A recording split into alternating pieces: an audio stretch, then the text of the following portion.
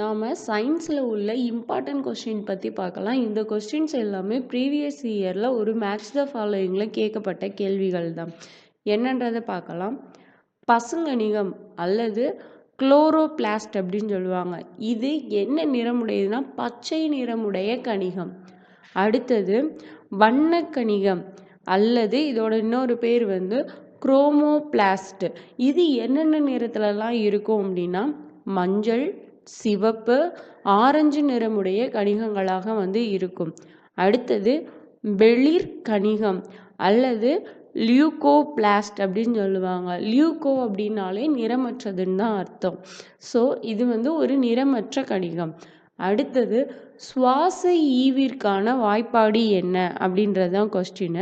சுவாச ஈவு அப்படின்னா வெளியிடப்படும் கார்பன் டை ஆக்சைடின் அளவு டிவைடட் பை எடுத்துக்கொள்ளப்படும் ஆக்சிஜனின் அளவு.